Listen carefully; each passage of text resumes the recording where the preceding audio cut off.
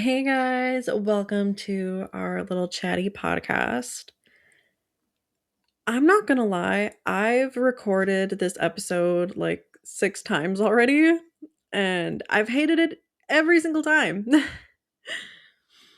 The whole plan originally was to talk about the whack ass things that my husband says and does in his sleep, and I can't put it together in a way that is cohesive.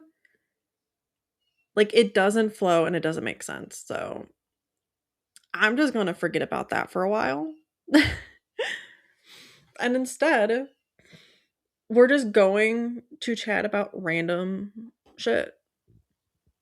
So, we're going to start off with the fact that it is mine and my husband's 10-month anniversary. Yes, you are hearing that right. We've only been together 10 months and we are married. Someone's grandma is like clutching their pearls right now. But we got officially engaged about 6 months in, and then we got married 8 months in. I wanted to have the whole, wedding thing. We had a whole save the date, sent out. I had a whole entire wedding page on The Knot. We had, the day, the general city we were going to have the wedding in and everything, and just I kept on getting so hung up on the fact of the guest list. You're still new into learning about me, but I come from a very traumatic, abusive, narcissistic, absolutely horrible family dynamic. Like, it was so bad that I believe 2 years ago, secretly packed all of my stuff into a storage unit up in New York. I'm from south of Buffalo, a freaking Buffalonian. Western New York. I hate the Bills. And it was like 2 o'clock in the morning. I filled up my car with everything I could fit in it and just ran. It was me, $100, and a dream. And I went to Florida. And it was all to escape my just toxic family. Because as a psychology major, I have a master's in psychology. You start to learn that being continuously around a toxic environment, it's not good for you. It's really not good in the slightest. So, I made that very drastic jump for myself and ran to Florida. And I haven't turned back. I lived in Florida for over a year and I absolutely loved it. Florida is like my heart. I love the weather, the vibes are great. I was in a part of Florida that no one knows except a niche little community because it is technically Florida Bama. And I was living in Santa Rosa County, Florida, which I lived about maybe a 20-minute drive from Pensacola. It really wasn't that bad. I could even go up to Brewton, Alabama and go shopping at Walmart just because. I'd mainly do it also because I'd get to go drive through the country, which I saw cotton fields for the first time and that was a culture shock for me. In Western Europe, we have vineyards. We don't do all that. We have vineyards, we have cornfields, and we got hay. That's about all you're getting. And then I ended up talking to Chris. We met on Facebook dating. Well, I was back up in New York for 2 months. And we weren't supposed to meet, at all. It was on Facebook dating. We weren't supposed to meet because his radius was 50 miles and he lives in Central Texas. Born and raised Texan. And my radius was just unlimited because I was single for 7 years before we got together. My last traumatic relationship really put me off of dating. And then I, like, moved, so I was just discovering myself, as you do in your mid-20s, I guess. Early-ish mid-20s. And we we met on the Facebook datings. He originally thought I was a catfish, which funny story, I am banned on Tinder under my old phone number because so many people reported me as a catfish. I'm not a catfish, like, at all.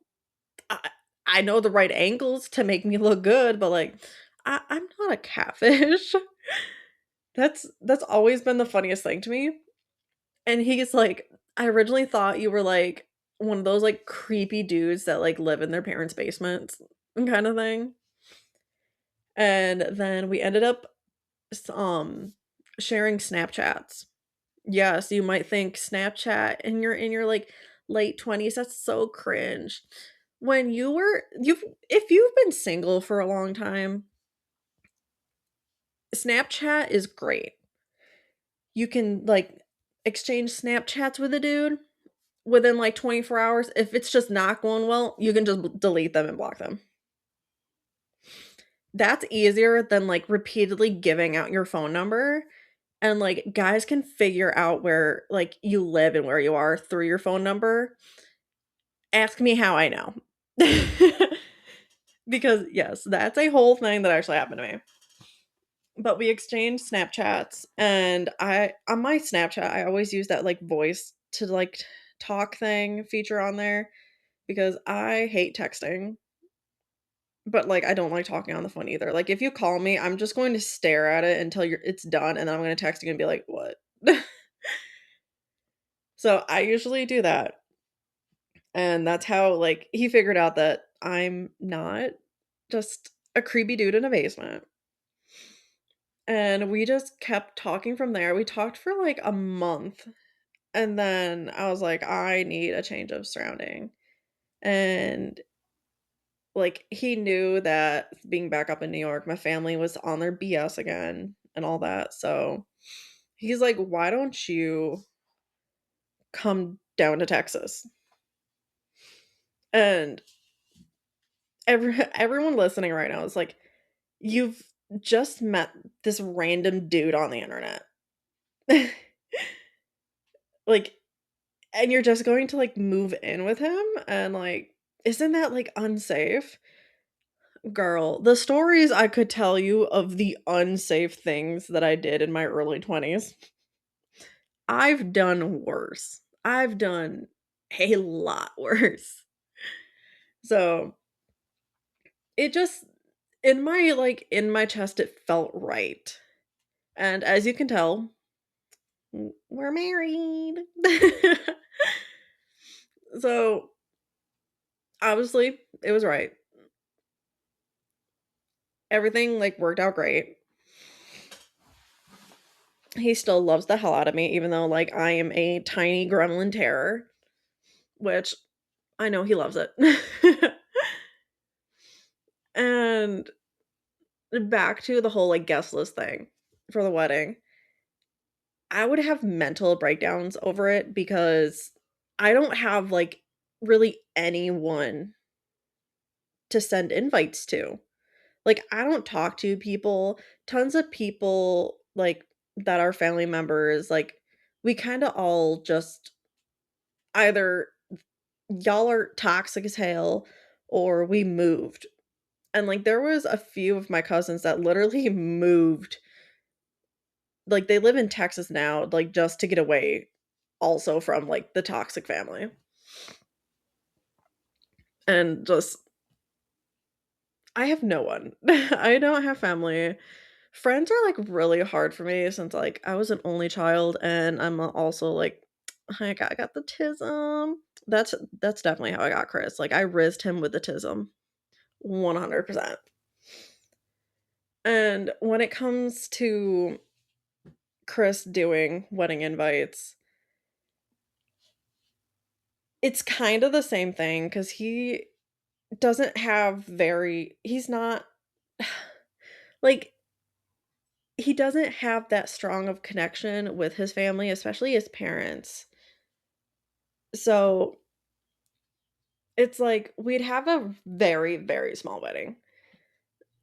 So, instead of just, like, waiting, like, the 3 years we were going to do it because we were gonna wait till I was done with college and everything, we decided just 24 hours prior to being married, just like, "Why don't we just elope?" And that's what we did. We went on Facebook onto one of the, like, Facebook groups for the city we're in, and we asked if there's anyone who's, like, ordained, and we found a woman who just does it for fun. She's like, "I don't need the money, but just I like bringing joy to people." So it's like, "You know what? Hell yeah." And we booked it for the very next day. We met over at, CTC. They have a place called Duck Park, and it's at night, it's all lit up, it's gorgeous, there's, like, swans there and everything. It's so pretty, and we stood underneath the gazebo, and we got married. Straight up eloped. It was absolutely fantastic, and, like, we did the little, like, exchanging, like, vows, and I, like, could not. I was trying so hard not to, like, Kim Kardashian ugly cry for it. It was so hard. But we did that, and I finally just got my new Social Security card in with my last name. It surprises me just how packed the